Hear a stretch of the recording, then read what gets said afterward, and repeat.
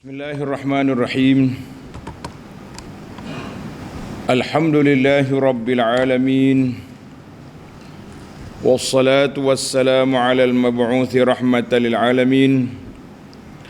Nabiyyina wa habibina wa qudwatina Muhammad ibn Abdullah wa ala alihi wa sahbihi wa man sara ala nahjihi wahtada bihadihi wastanna bisunnatihi ila yaumiddin, amma ba'du.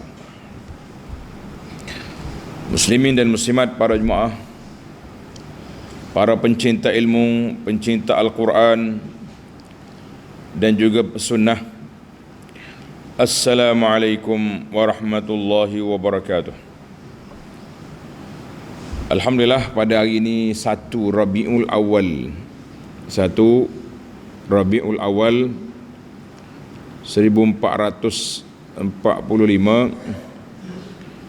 bersamaan dengan 17 hari bulan September 2023. Kita teruskan pengajian kita dalam tafsir surah Al-Baqarah. Surah Al-Baqarah, surah yang kedua, juzuk yang pertama.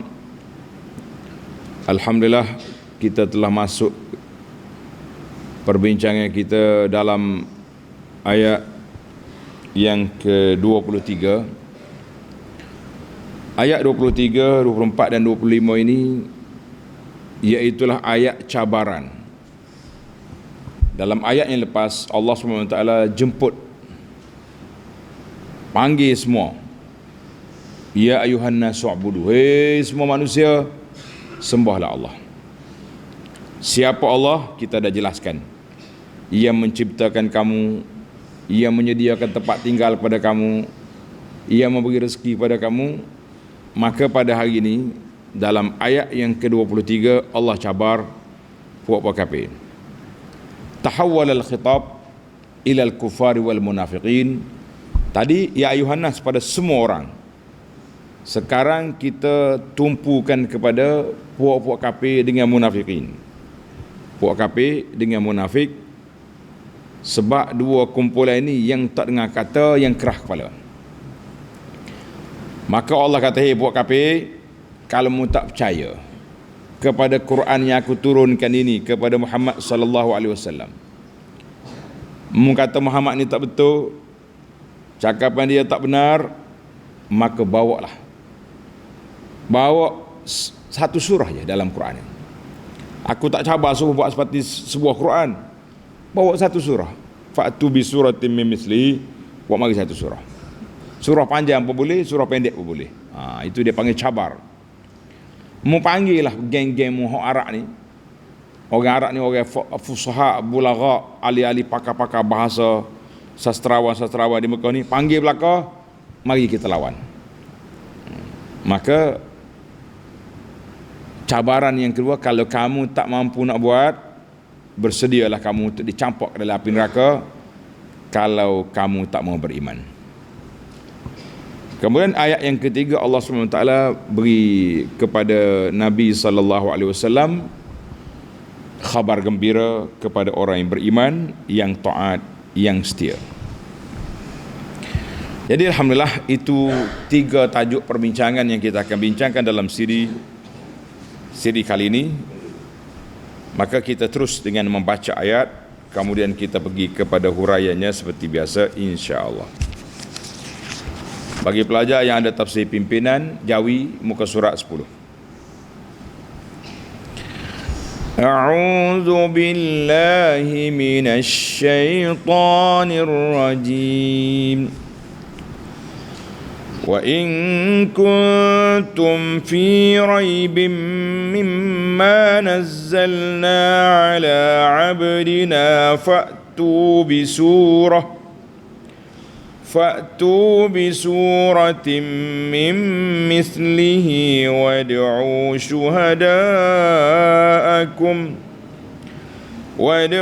شهداءكم من دون الله إن كنتم صادقين فإن لم تفعلوا ولن تفعلوا فاتقوا النار التي وقودها الناس والحجارة أعدت للكافرين وبشر الذين آمنوا وعملوا الصالحات أن لهم جنات تجري من تحتها الأنهار كلما رزقوا منها من ثمرة رزقا قالوا هذا الذي رزقنا من قبل وأتوا به متشابها ولهم فيها أزواج مطهرة وهم فيها خالدون.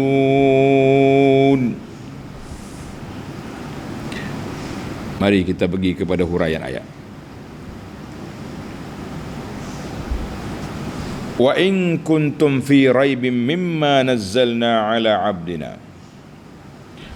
Dan kalau kamu ada menaruh syak, ragu tentang apa yang kami turunkan, yakni Al-Quran ini kepada hamba kami Muhammad sallallahu alaihi wasallam, mu tak percaya, berasa tak yakin.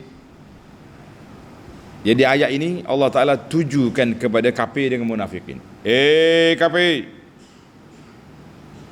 buat munafik yang dak sembunyi-sembunyi Islam, sembunyi kafir zahir Islam tu, kalau kamu syak Al-Quran ini mari daripada sisi Allah Azza wa Jalla, diturunkan ke atas Muhammad sallallahu alaihi wasallam, apa jadi?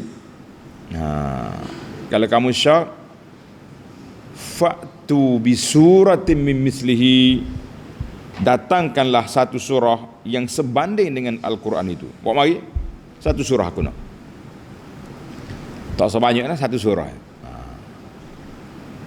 Yatahaddahumullahu ta'ala bizalik, Allah Ta'ala cabar puak-puak kafir dengan buat mari ayat, buat mari Quran lain. Jadi oleh kerana puak-puak Arab ni dia panggil ahli-ahli sastrawan negara ke sastrawan apa saja bolehlah kita letak gelaran. Sebab apa dia ahli sastra? Sebab memang mereka ini bijak dari sudut bahasa. Kalau kita belajar sastra Arab, sastra jahiliah zaman kita gini, dia panggil muallaqat, maknanya sastra sajak-sajak, syair-syair yang menang, sayembara apa orang panggil, pertandingan ni bila menang dia gantung di Kaabah. Nak ceritanya zaman tu, zaman media dia tak di Kaabah, orang mari seluruh kawasan ni boleh baca belaka. Hebat. Zaman kita ni masuk TV lah, masuk TV dia tu semalam. Dah, anugerah ni. Maka Al-Quran turun mencabar mereka dari sudut kepakaran mereka, dari sudut bahasa. Cabar dengan bahasa juga. Ahli-ahli sastra, mari kita lawan. Mu tak percaya, buat Al-Quran lain. Senang ya hidup ni. Kalau kamu tak percaya, buat Al-Quran lain. Seumpama Quran satu surah, kau panggil satu surah. Kalau kita nak panggil banyak surah kan takut lagi tak mampu. Satu surah aja dulu. Kalau mampu ni kita bincang lagi. Kita cabar pula hal lain pula. Contohnya, wad'u syuhada'akum min dunillah, dan panggillah orang-orang yang kamu percayai boleh menolong kamu selain dari Allah. Maknanya tabaran ini bukan untuk awak ya. Laisa faqat lakum waliman ma'akum. Pergi panggil. Tak pada sastra Mekah, panggil hak Yaman mari. Panggil hak sekitar-sekitar ni. Pergi panggil, pergi tanya Yahudi di Madinah tu. Mari sini. Jadi maknanya cabaran ini terbuka. wad'u syuhada'akum ay ista'inu 'alal ityani bi suratin min misli hadzal Qur'an, minta pertolonganlah dengan siapa-siapa saja untuk nak bawa satu surah daripada Quran ini, biman syi'tum min ghairillah, siapa saja pergi panggil, jangan panggil Allah, jangan panggil Muhammad sallallahu alaihi wasallam, sebab dia ni pemegang amanah Rasul untuk bawa Quran. Min kulli man yashhad lakum, semua orang yang sekepala dengan kamu, sekapal dengan kamu, yang semuanya mengatakan Al-Quran ini tak betul, tak turun daripada Allah Ta'ala, panggil. Allah kata apa di akhir ayat? In kuntum sadiqin, jika kamu betul-betul kamu ni orang yang benar. Kalau kamu betul dakwamu ni ada kekuatan, panggil, mari. Ayat ni cabar. Dia kita ni kadang-kadang kena juga cabar. Nampak orang kerah kepala sangat, bincang tak mau, berunding tak makan, cakap tak dengar, lawan. Itu kaedah dia. Tengok nota di bawah. Nota 16, nota 17.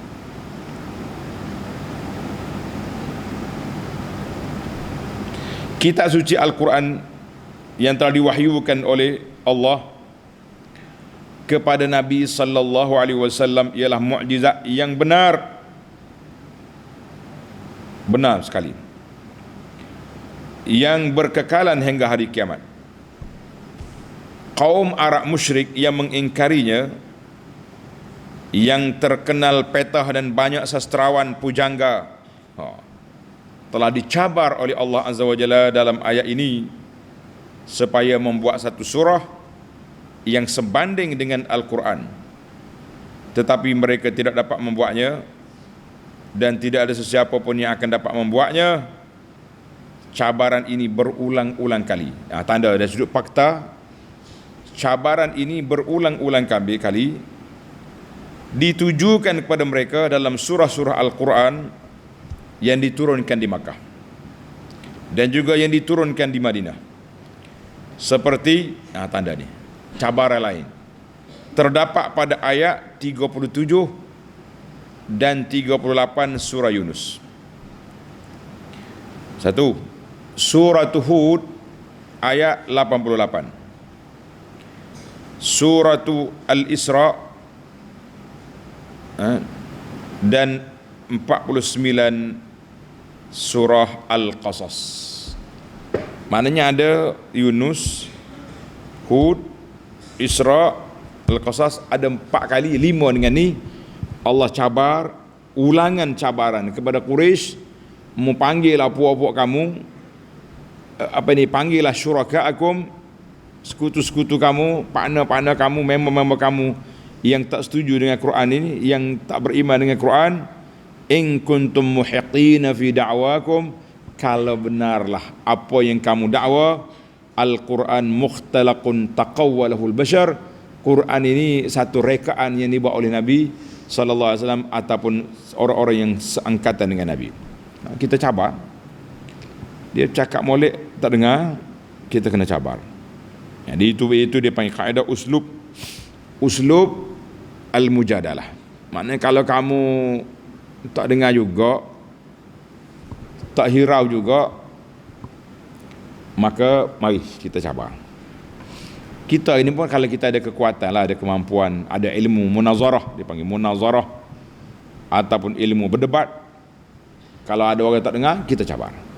Tapi kalau kita tak kuat, jangan cabar. Nanti kita kalah, seolah-olah Islam tu kalah. Walahnya Islam tak kalah, yang kalahnya kita. Baik, kita berpindah kepada ayat 24. Fa in lam taf'alu wa lan taf'alu, maka kalaulah kamu tidak dapat membuatnya, wa lan taf'alu, tengok dia mari dengan lan. Anak-anak belajar bahasa Arab ni nafi dengan lan taf'alu, sama sekali kamu tidak akan mampu untuk buatnya. Allah suruh dia buat, dia kata mu tak gerak nak lawan, walan taf'alu, memang kamu tak akan terdaya untuk nak bawa seperti Quran ni. Maknanya cabaran aku ni memang awak tak boleh nak lawan lah. Kita punya cabaran bukan biasa-biasa, memang puak-puak kafir tak boleh nak lawan. Fattaqun nar allati waquduhu an-nas wal hijarah, maka peliharalah diri kamu dari api neraka yang bahan-bahan bakarannya manusia dan batu-batu berhala ataupun batu kibrit. Nanti kita cerita apa dia batu kibrit. Uiddat lil kafirin, iaitu neraka yang disediakan bagi untuk orang-orang yang kafir. Na'udzubillah. Tengok dia punya huraian. Ai fa illam ta'tu bi suratin min mislil Quran. Kafir, kalau kamu tak mampu nak bawa seperti satu surah dalam Quran ini, Allah kata walan taf'alu ay walan ta'tu biha abada, memang kamu tak boleh bawa sampai bila-bila.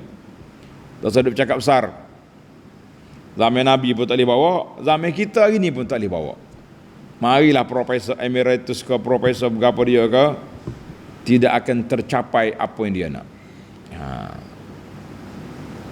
Faj'alu bainakum wa baina azabin nari wiqayah, mujadilah tembok di antara kamu dengan neraka yang boleh menyelamatkan kamu. Dengan apa? Bi fi'li awamirihi subhanah, dengan kamu mentaati, mengikut perintah Allah. Allah perintah suruh beriman, berimanlah.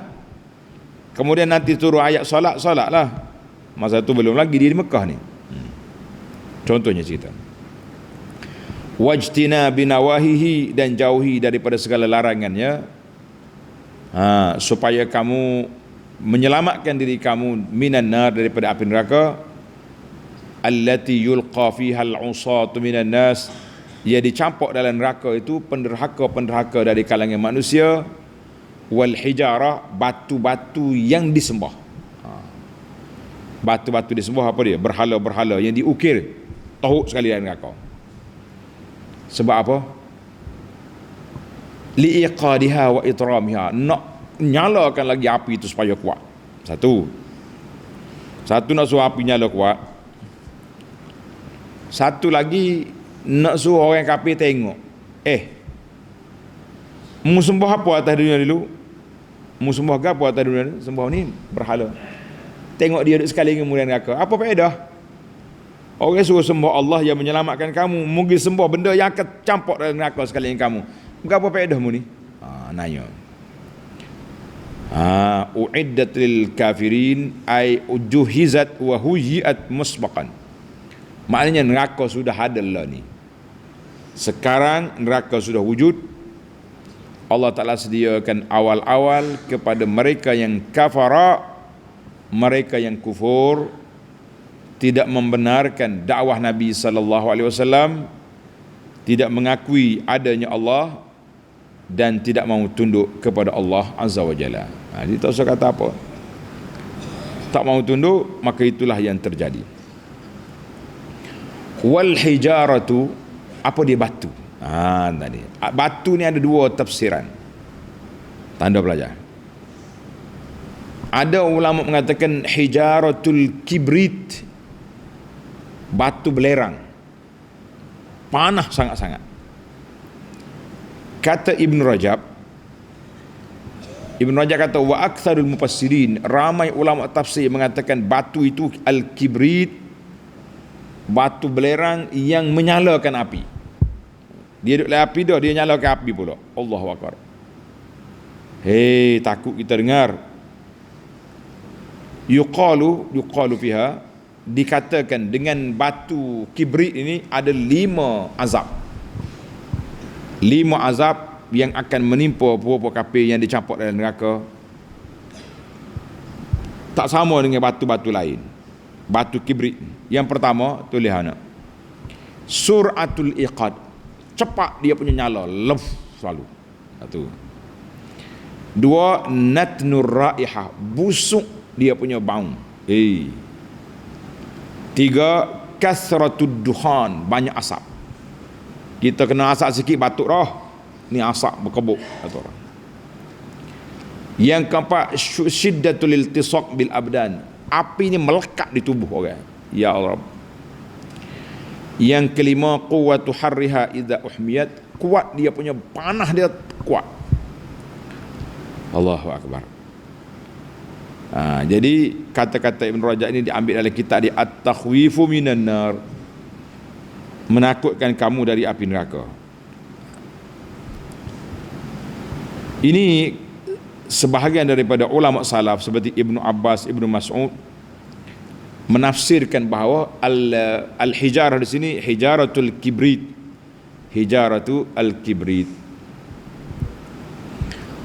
Ada juga sebahagian ulama seperti Ar-Rabi' bin Anas, ulama salaf, dia kata hijarah di sini berhala. Boleh. Pandangan yang kedua mengatakan al-hijarah huna al-asnam, berhala-berhala yang disembah, patung-patung, peko-peko yang disembah tu campur sekali dengan Tuhan dari neraka. Sebab apa? Allah Ta'ala sebut dalam surah, innakum wa ma ta'buduna min dunillahi hasabu jahannam. Innakum wa ma ta'buduna min dunillahi hasabu jahannam. Kamu dan benda-benda yang kamu sembah itu menjadi bahan bakar neraka jahannam.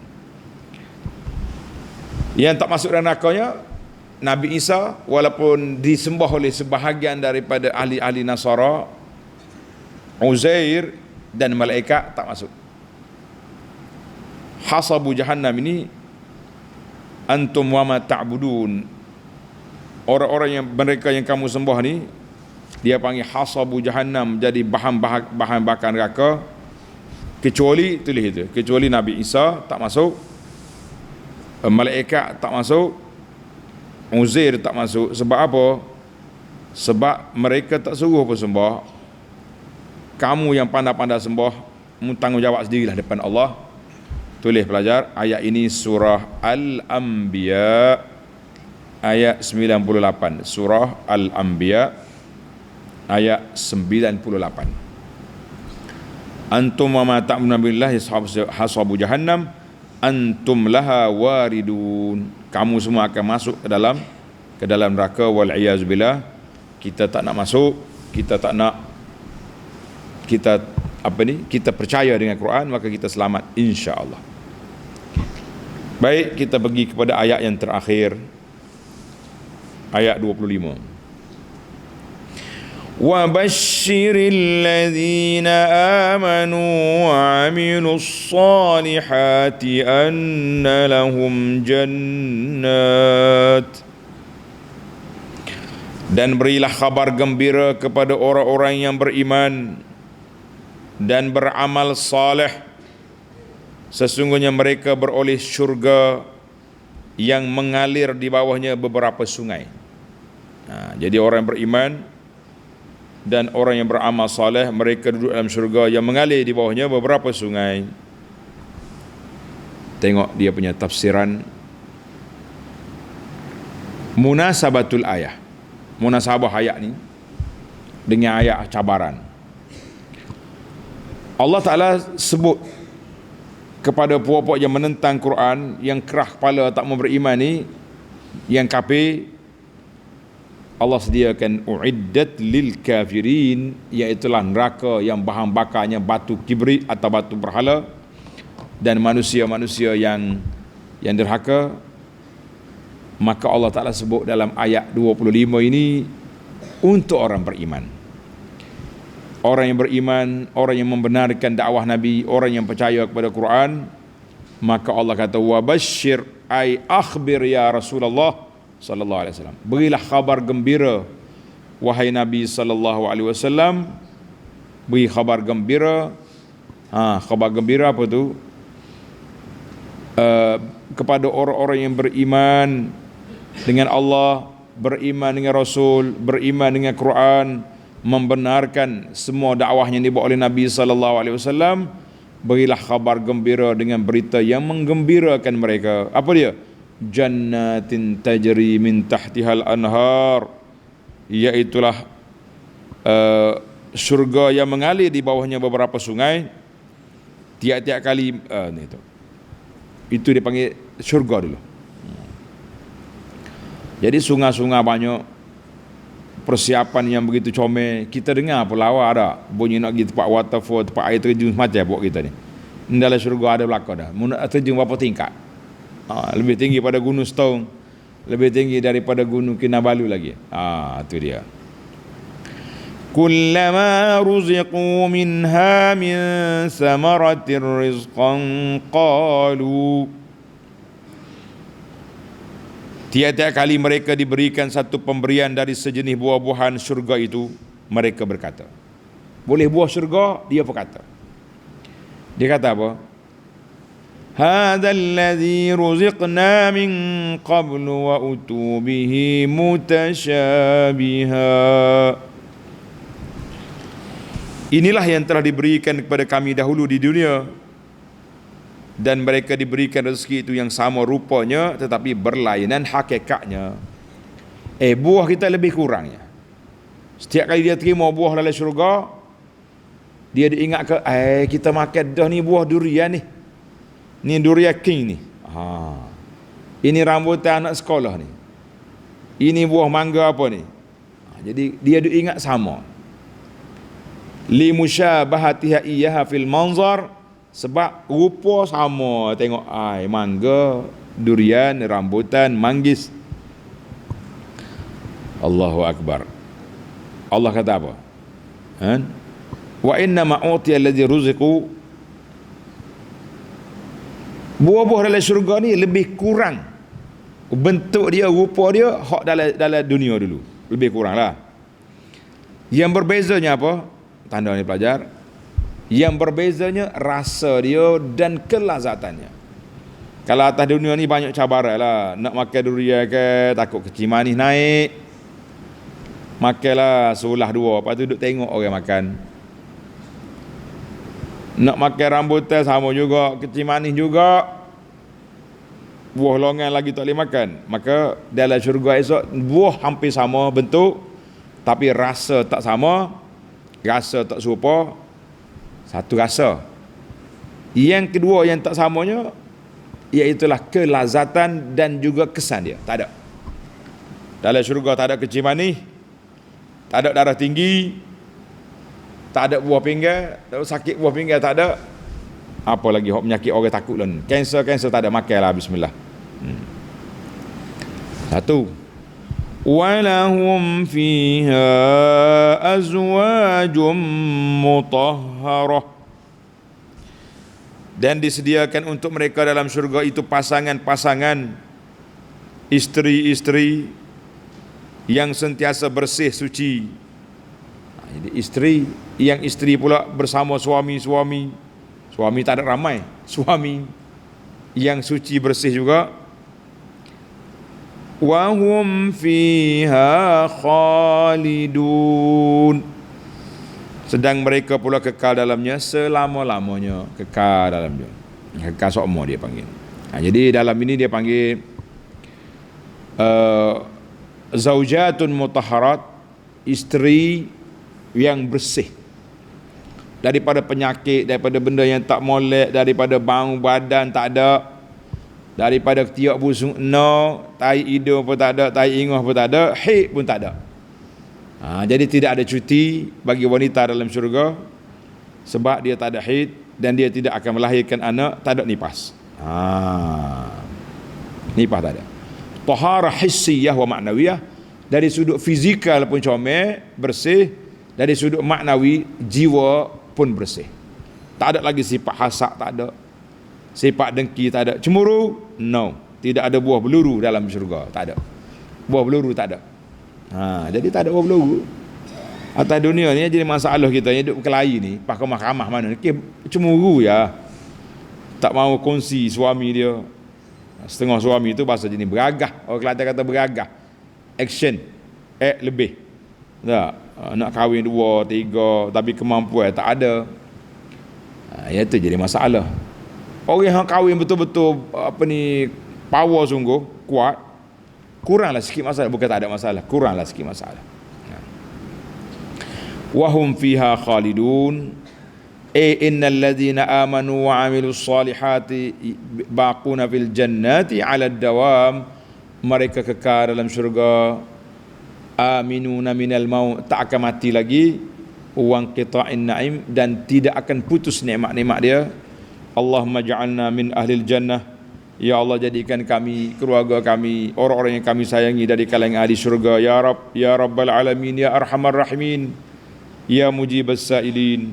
Dan selamatkan kami daripada neraka dan segala bahan-bahan neraka. Ya Karim, ya Rahman. Itulah harapan, itulah cita-cita kita. Kita nak yang terbaik di alam dunia dan juga yang terbaik dalam syurga nanti. Amin ya Rabbal alamin. Baik, kita pergi ke perbincangan kita. Kita berpindah kepada Al-Fawaid, mencari 5 faedah dari ayat yang mulia ini. Faedah yang pertama, Allah cabar. Fa'tu bi suratin min misli. Buat kafir, kalau kamu kerah kepala, kalau kamu tak dengar kata, rasa bijak, rasa handal, rasa ada kekuatan, buat mari Quran satu surah. Jadi ulama tadabbur kata, kita tak akan cabar orang tetapi setelah terdesak.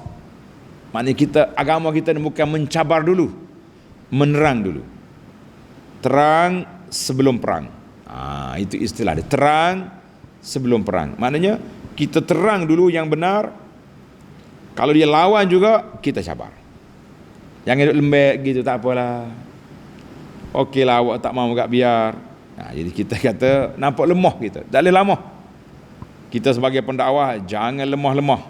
Jangan lemah-lemah. Sebab apa jangan lemah? Sebab kita ni sebenarnya bukan lemah.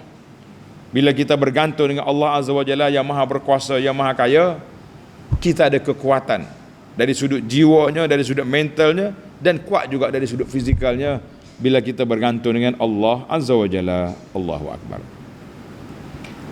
Itu yang pertama. Al-faidatus tsaniyah, faedah yang kedua, uiddat lil kafirin.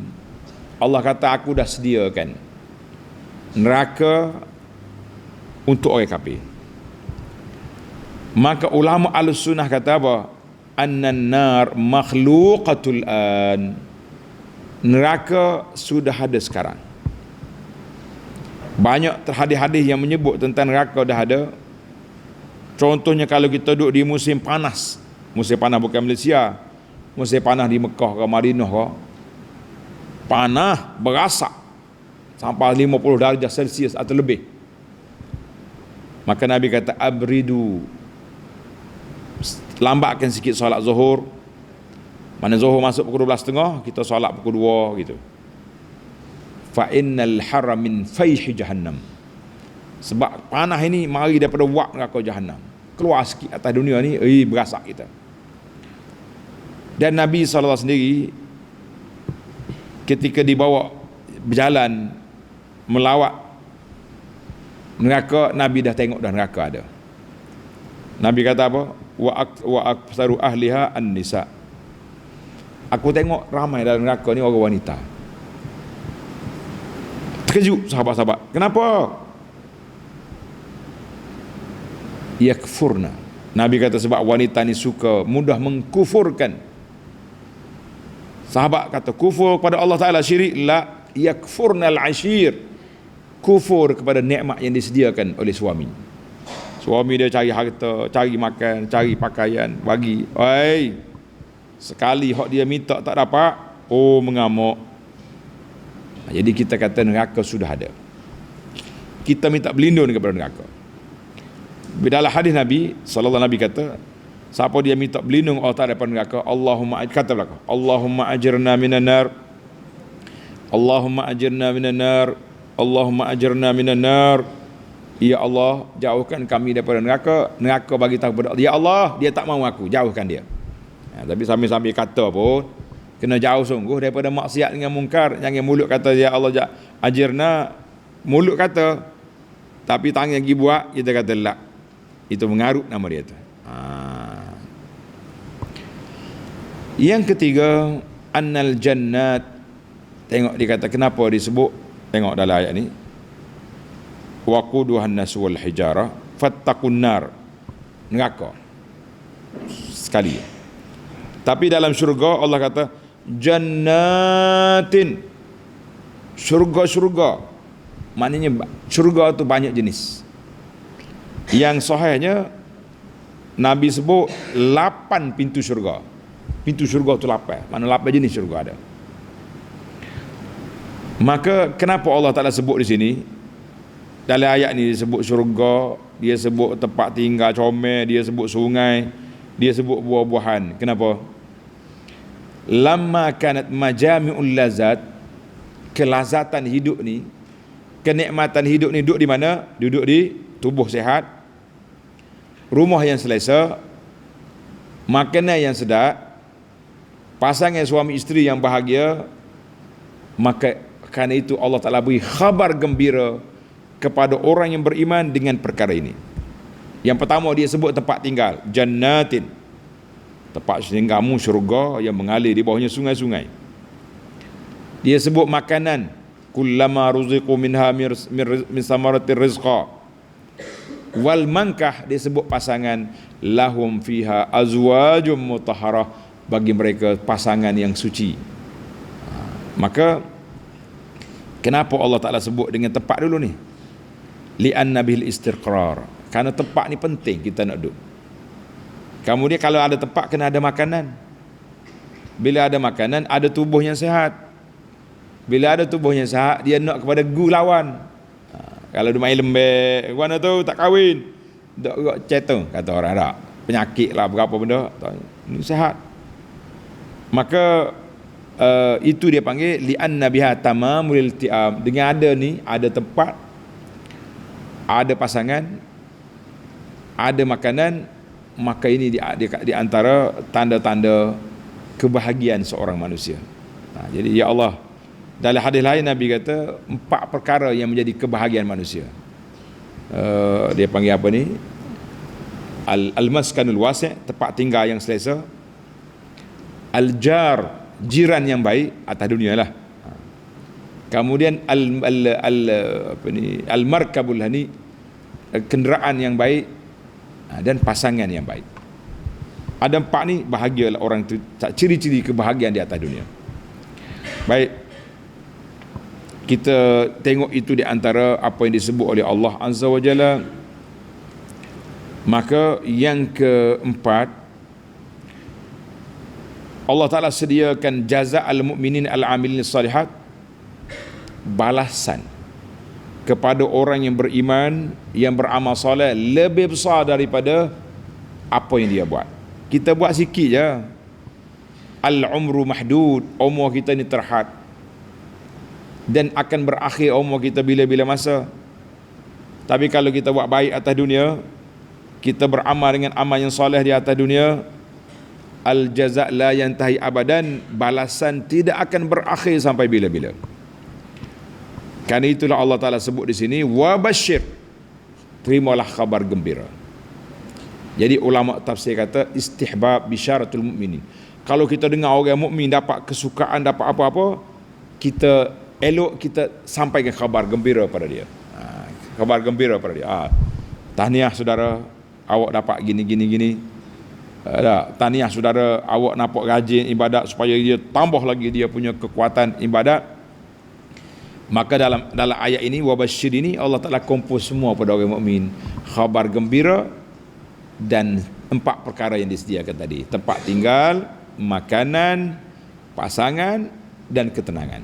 Allahu Akbar. Kerana itu para jemaah sekalian, jangan lupa sentiasa berdoa pada Allah Azza wa Jalla, Allahumma ja'alna min ahlil jannah, ya Allah jadikan kami ni ahli syurga. Kenapa? Tengok di akhir ayat, ini faedah yang kelima, wa hum fiha khalidun, mereka akan kekal dalam syurga. Annal jannata la tafna, syurga tak akan rusak.